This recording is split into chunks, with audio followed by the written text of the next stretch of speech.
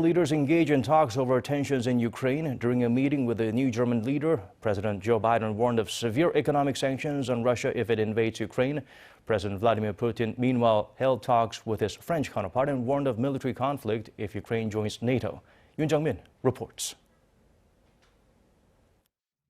Heads of state from the U.S., Europe, and Russia have been holding various talks over growing tensions in Ukraine. U.S. President Joe Biden met German Chancellor Olaf Scholz in Washington on Monday. At a joint news conference, Biden warned of severe economic sanctions on Moscow if Russia invades Ukraine. Those sanctions include shutting down the Nord Stream 2 gas pipeline. If Russia invades, that means tanks or troops crossing the border of Ukraine again. Then there will be no longer a Nord Stream 2. We will bring an end to it. Scholz said Germany has the same approach as the U.S., adding that Russia would pay a very high price if it invades Ukraine. But Biden emphasized the need for a diplomatic solution to the Ukraine conflict, saying diplomacy was the very best way forward for all sides.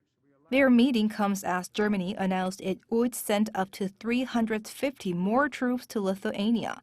On the same day in Moscow, Russian President Vladimir Putin met his French counterpart Emmanuel Macron. Putin warned of military conflict if Kiev joined NATO, adding there will be no winners. If Ukraine is in NATO and tries to retake Crimea militarily, European countries will automatically be drawn into military conflict with Russia. But Putin said Russia will try to find a compromise that would suit everyone, leaving some room for diplomacy. After the meeting, Macron said the coming days will be crucial and will require intensive discussions. The two leaders will speak by phone again after Macron meets with Ukrainian President Volodymyr Zelensky on Tuesday in Kiev.